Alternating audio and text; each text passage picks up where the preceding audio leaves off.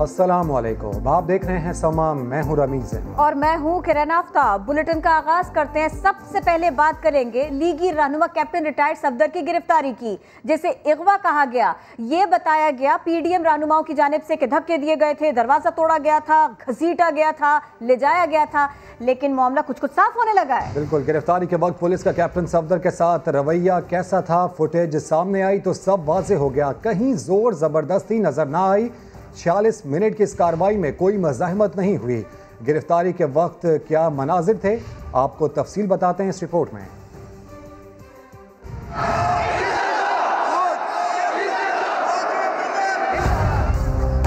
मज़ारे कायद पर नारेबाजी करने वाले नवाज शरीफ के दामाद सफदर ऐवान के साथ गिरफ्तारी के वक्त सिंध पुलिस ने क्या सलूक किया।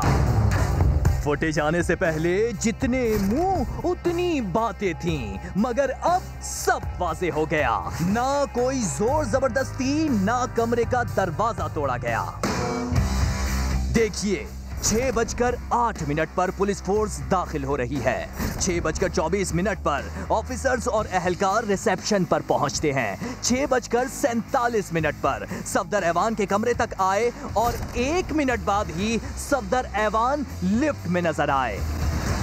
मगर गौर करें, सफदर ऐवान लिफ्ट में पहले दाखिल होते हैं और पीछे पीछे अहलकार। 6:49 पर होटल की राहदारी में कैप्टन रिटायर्ड सफदर ऐवान आगे आगे और अहलकार पीछे जाते देखे जा सकते हैं।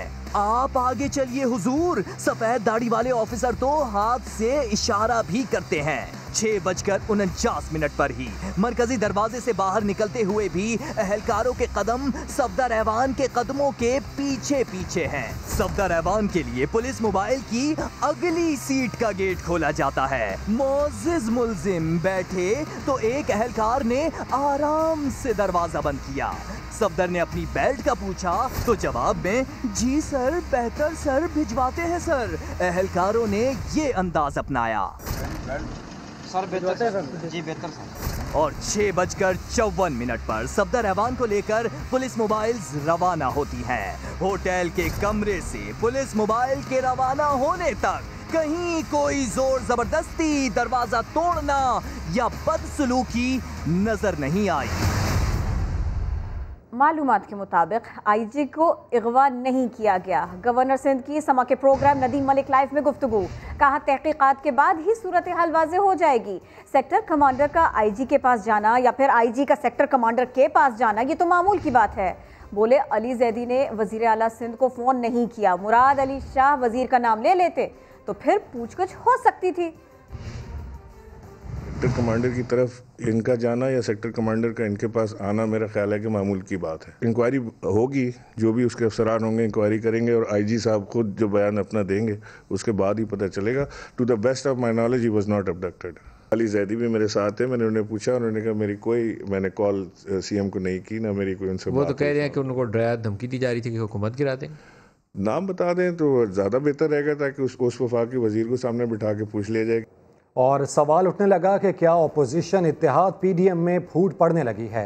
कैप्टन रिटायर्ड सफदर की गिरफ्तारी की पाक फौज की जानिब से तहकीकात पर रहनुमाओं के अलग अलग मौक़िफ़ सामने आने लगे।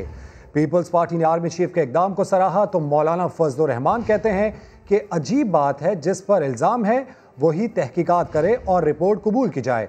नून लीग के शाहिद खाकान अब्बासी और मोहम्मद जुबैर भी अलग अलग राय रखते हैं। कैप्टन सफदर की गिरफ्तारी पर अफवाज पाकिस्तान की जानिब से तहकीकात पर पीडीएम में इख्तलाफात नुमाया। एक तरफ पीपल्स पार्टी आर्मी चीफ के नोटिस को सराहती नजर आती है। इट्स वेरी इनकरेजिंग कि चीफ ऑफ आर्मी स्टाफ ने जो है वो एक इंक्वायरी ऑर्डर की है और उन्होंने कहा है कि जी let us find out the facts. दूसरी जानिब पीडीएम के सरबराह ने सिंध हुकूमत पर ही सवाल उठा दिए। अगरचे सिंध हुकूमत ने इंक्वायरी के अमल को कबूल किया है, ताहम ये सवाल अपनी जगह पर अहम है कि जिनको इस वाक़े का जिम्मेदार करार दिया जा रहा है, इंक्वायरी भी वही करेंगे और फिर उस इंक्वायरी रिपोर्ट को कबूल भी किया जाएगा। यही नहीं, मुस्लिम लीग नून के रहनुमा भी इस मामले पर एक पेज पर नहीं है। भानमती के कुनबे में भांत भांत की बोलियां इशारे दे रही हैं कि पाकिस्तान डेमोक्रेटिक मूवमेंट कभी भी पर्सनल डिफरेंसेस मूवमेंट में बदल सकती है। कैप्टन सफदर की होटल से गिरफ्तारी, नून लीग को याद आई चादर और चार दीवारी। लेकिन नवाज शरीफ के दौर में पुलिस लोड शेडिंग पर एहतजाज करने वालों के घरों में जा घुसी थी। लाहौर मॉडल टाउन सानहे के वक्त भी किसी को खवातीन और बच्चों का ख्याल तक न आया था। और यही नहीं, तब नून लीग इन वाकयात के जवाब पेश किया करती थी।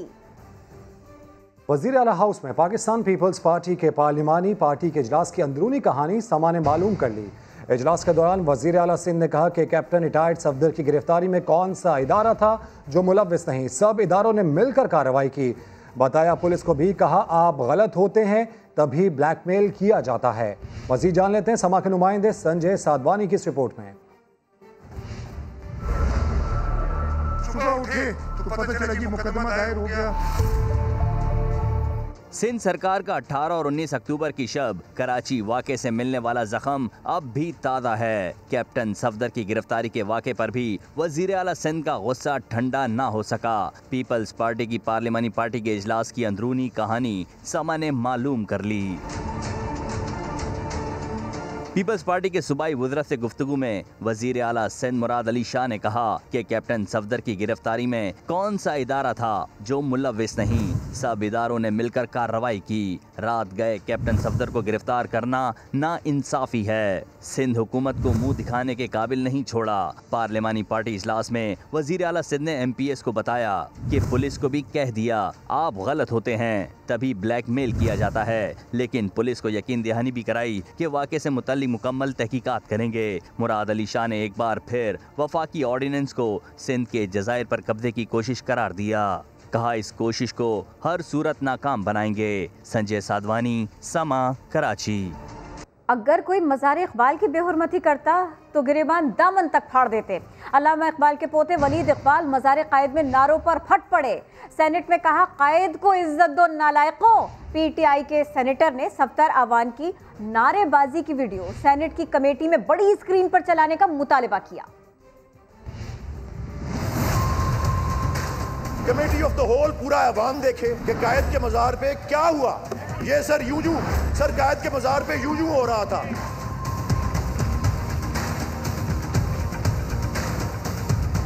वोट को इज्जत दो, वोट को, ये कायद के मज़ार पे हो रहा था। मैं ये अर्ज करता हूँ जी जनाबे चेयरमैन साहब, आप अपनी बारी पे बात करें। चांडियो साहब बीच में न तकरीर करें प्लीज।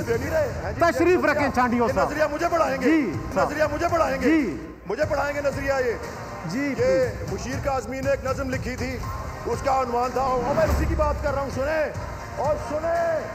और वही बात कर रहा हूँ। नो क्रॉस टॉक प्लीज, इधर बात करें वलीद साहब। चांडियो साहब इधर बात करें। कान दो और मुंह एक होते हैं चेयरमैन साहब, इनको समझाएं। कान दो और मुंह एक होते हैं चेयरमैन साहब, इनको समझाएं। मज़ार इकबाल पे ऐसी कोई हरकत करे तो मैं, मेरे भाई, मेरे कज़न्स उसका गिरेबान दामन तक फाड़ देंगे सर, गिरेबान दामन तक फाड़ देंगे सर। ये मैं कहता हूँ, उसकी पगड़ी की धज्जियाँ कर देंगे। और ये कायद आज़म की मज़ार का ये हाल है। और कायद आज़म को इज्जत दो, अहमको, कायद आज़म को इज्जत दो। थैंक यू जी। नालायको। और मज़ार कायद की बेहुरमती के मामले पर साबिक IG सिंध शुएब सडल का तहलका खेज दावा। कहा पुलिस अफसरान को तहरीरी तौर पर कानूनी तजवीज़ दी गई कि यह मामला इतना बड़ा नहीं, लिहाजा पुलिस मामले में मुदाखलत ना करे।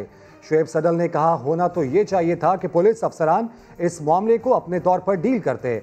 अगर पुलिस के काम में मुदाखलत ना की जाती तो नौबत यहाँ तक ना पहुँचती। अहम और बड़ी खबर, चीनी का बहरान, जहांगीर तरीन के JW ग्रुप के मुलव्विस होने के ठोस शवाहिद भी मिल गए। शुगर इंडस्ट्री में मुसाबिकती कवानीन की खिलाफ वर्जी की इंक्वायरी रिपोर्ट समा ने हासिल कर ली, जिसमें हालिया बहरान में भी एसोसिएशन और मालिकान के दरमियान गठजोड़ का इंकशाफ सामने आया। इसी सब पे बात करेंगे। समा के नुमाइंदे शकील अहमद हमारे साथ हैं। शकील अहमद, एक नहीं कई नाम सामने आए हैं, तफसील बताइए। जी हाँ किरण, इसमें कई नाम सामने आए हैं। शुगर जो सेक्टर है उसके अंदर कार्टेलाइजेशन साबित हो गई है। शुगर मिल्स की मिली भगत और कीमतों में इजाफा और नाजायज मुनाफाखोरी साबित हो गई है। इसमें जहांगीर तरीन के JW ग्रुप के अलावा जो दीगर ग्रुप्स हैं, जिसमें शरीफ फैमिली की है, Chaudhry sugar mills, Ramzan sugar mills और जरदारी का जो ओमनी ग्रुप है, जो उनका आपस में ताल्लुक है, वो भी इसमें मुलविस है। और जो 6 बड़े ग्रुप्स हैं उनकी तफसीलात भी इसमें दी गई हैं। और 82 शुगर मिलों के खिलाफ तहकीकात की गई थी। कुछ ने डाटा फराहम किया, कुछ ने नहीं किया, लेकिन ये साबित हो चुका है कि हालिया बहरान में भी शुगर मिल्स एसोसिएशन और मिल्स मालिकान के दरमियान गठजोड़ था। शुगर माफिया चीनी की कीमतों के तयन के अलावा किल्लत और मसनूई बहरान का भी जिम्मेदार है। और जो 3 माह के अंदर कीमतों में 16.6 यानी 16 रुपये 60 पैसे फी किलो इजाफा किया गया। 2019 में भी 18 रुपये किलो इजाफा करके 40 अरब कमाए गए और साथ साथ 29 अरब रुपये से ज़्यादा की सब्सिडी भी ली गई। और साथ इस रिपोर्ट के अंदर ये भी कहा गया है कि 2010 से जो पाकिस्तान शुगर मिल एसोसिएशन है वो एक फ्रंट रनर का किरदार अदा कर रही है। उसका मरकजी रोल है मालिकान के साथ मिलकर क्रशिंग से लेकर पैदावार, सेल और स्टॉक तक का जो है वो गलत डाटा फराहम करना और आवाम से नाजायज़ कीमत वसूल करना।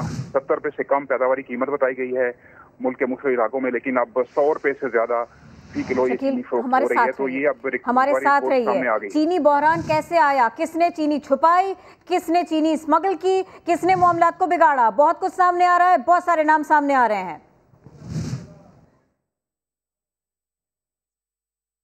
हम आपको कोशिश कर रहे हैं इसी सिलसिले में ब्रीफ करें, सारी की सारी तफसील आपके सामने रखें। चीनी बहरान में कोई अपोजिशन नहीं, कई बड़े नाम इसमें आए हैं। ओमनी ग्रुप के बारे में हम बता दें आपको, ओमनी ग्रुप के जरिए आसिफ अली जरदारी के मिल्स का नाम भी इसी रिपोर्ट में, इन्हीं सारी तफसीलात में शामिल है।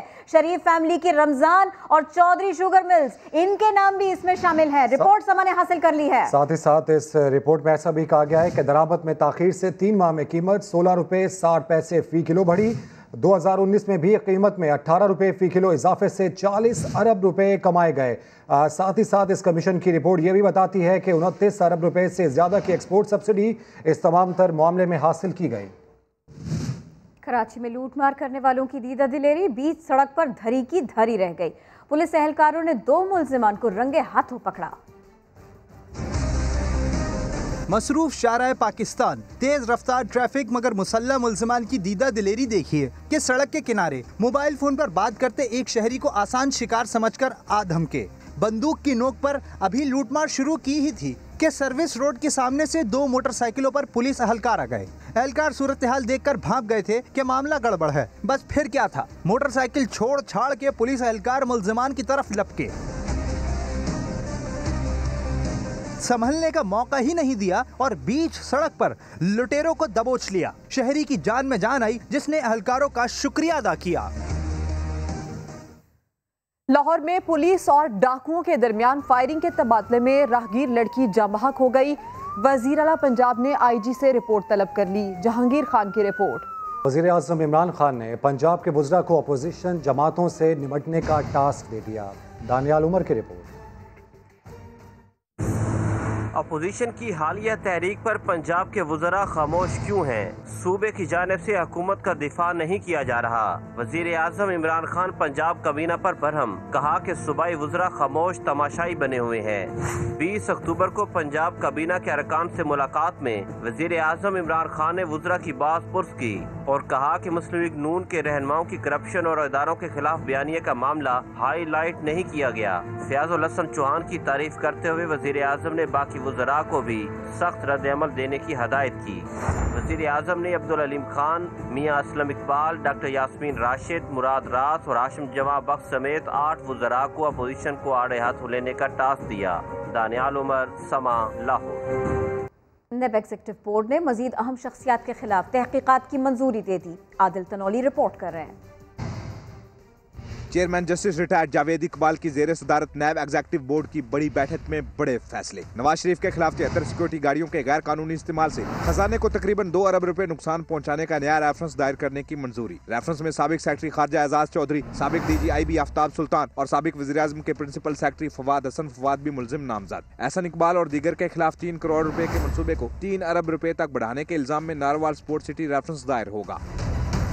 साबिक चेयरमैन CDA फरखंद इकबाल और दीगर के खिलाफ क्लिनिक का प्लाट कमर्शियल करने और लीज बढ़ाने और साबिक वज़ीर आला बलोचिस्तान असलम रईसानी और दीगर के खिलाफ तकरीबन 82 करोड़ रुपए करप्शन समेत मजमूई तौर पर 11 नए रेफरेंस दायर करने की मंजूरी दी गई। नून लीगी MNA राना सनाउल्लाह, PTI के रुकने पंजाब असम्बली अलीम खान और साबिक MD PTV यूसुफ बेग मिर्जा के खिलाफ इन्वेस्टिगेशंस और 4 दीगर इंक्वायरीज की मंजूरी भी दे दी गई। चेयरमैन जावेद इकबाल का कहना है कि मेगा करप्शन केसेस को मंतकी अंजाम तक पहुँचाना नैब की अव्वलीन तरजीह और करप्शन फ्री पाकिस्तान नैब का ईमान है। एक और अहम खबर, गैर जरूरी इल्तवा न दिया जाए, करप्शन के मुकदमात को जल्द निपटाया जाए। सुप्रीम कोर्ट ने एहतसाब अदालतों को करप्शन केसेस की रोजाना की बुनियाद पर समाअत के अहकामात दे दिए। सुप्रीम कोर्ट ने शवाहिद रिकॉर्ड करने का अमल तेज करने का भी हुक्म दिया। प्रोसिक्यूटर जनरल नैब को हुक्म दिया गया कि इस्तगासा के गवाहान की हाजिरी यकीनी बनाई जाए तो करप्शन केसेस को जल्द निपटाया जाए। गैर ज़रूरी इल्तवा मुकदमात के हवाले से ना दिया जाए। सुप्रीम कोर्ट की जानिब से ये वाज़ेह अहकामात दे दिए गए। शवाहिद रिकॉर्ड करने का अमल तेज़ किया जाए और प्रोसिक्यूटर जनरल नैब को ये हुक्म दिया गया है कि इस्तगासा के गवाहान की हाजिरी यकीनी बनाई जाए। सुप्रीम कोर्ट ने करप्शन के मुकदमात के जल्द फैसले का हुक्म दिया है। दूसरी जानिब सूरत हाल ये है कि अहम सियासी शख्सियात पर नैब के लगभग 179 मुकदमात ज़ेर इल्तवा हैं, जिनमें से 46 पर ट्रायल्स जारी हैं। इन मुकदमात में रकम की मजमूई मालियत तकरीबन 900 अरब रुपए बनती है। आसिफ जरदारी के खिलाफ 14 अरब रुपए की करप्शन के 4 मुकदमात हैं। नवाज शरीफ 7 नैब मुकदमात में नामजद हैं। मरियम नवाज मजमूई तौर पर 3 नैब मुकदमात की जद में हैं, जिनमें चौधरी शुगर मिल में 2 अरब रुपए की मुबैना मनी लॉन्ड्रिंग का केस भी शामिल है। हसन और हुसैन नवाज 3 नैब रेफरेंसेस में इश्तेहारी हैं। इसहाक डार के खिलाफ रेफरेंस 3 साल से इल्तवा का शिकार है। शहबाज शरीफ 3 नैब मुकदमात का सामना कर रहे हैं और मनी लॉन्ड्रिंग केस में वो इस वक्त जेल में हैं। हमजा शहबाज पर करप्शन के 2 केसेस हैं। इसके अलावा शाहिद खाकान, मिफ्ता इस्माइल, फरियाल तालपुर, खुर्शीद शाह, राजा परवेज अशरफ, डॉक्टर आसिम हुसैन, शर्जील मेमन और आगा सिराज दुरानी, इन सब के करप्शन के मुकदमात भी महीनों या बरसों से इल्तवा का शिकार हैं।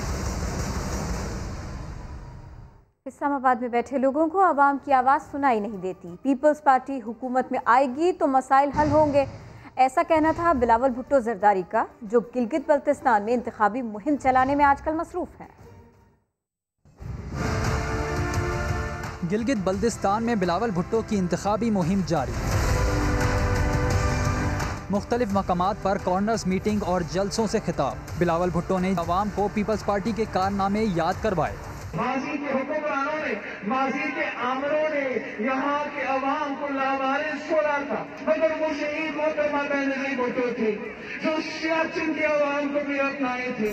गिलगित बल्तिस्तान के अवामी मसाइल हल क्यों नहीं होते, बिलावल ने ये भी बता दिया। इस्लामाबाद में बैठे हुए लोग आपके लिए फैसले तो लेते हैं, खुद फैसले लेते हैं, लेकिन आपकी बात नहीं सुनते। जो आपकी बात सुनने को तैयार नहीं होते तो आपके मसाइल का हल क्या करेगा। बिलावल भुट्टो का दावा था कि हर मसले का हल सिर्फ पीपल्स पार्टी है, अवाम ने इन्हें मुंतखब किया तो गिलगित बल्तिस्तान के मसाइल हल कर देंगे। और तहरीक इंसाफ ने गिलगित बल्तिस्तान में बिलावल भुट्टो की जानिब से इंतखाबी मुहिम चलाने पर एतराज़ उठा दिया।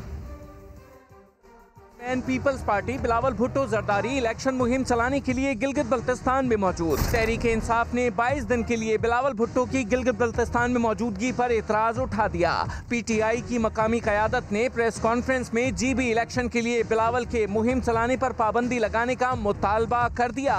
ऑल पार्टीज कॉन्फ्रेंस में हम फैसला कर बैठे थे कि कोई लीडर, कोई पार्टी का हेड या कोई MNA वजीर नहीं आएगा गिलगित बल्तिस्तान के इन हलकों में अपना असर डालने की कोशिश नहीं करेगा। लेकिन इन्होंने पासदारी नहीं की, इन्होंने उस रूल को तोड़ा है। तहरीक इंसाफ के जनरल सेक्रेटरी फताउल्लाह खान ने कहा कि इलेक्शन कमीशन गिलगित बल्तिस्तान ने बिलावल की जानिब से इलेक्शन मुहिम चलाने पर पाबंदी न लगाई तो तहरीक इंसाफ भी इलेक्शन मुहिम के लिए पार्टी क़यादत को दावत देगी।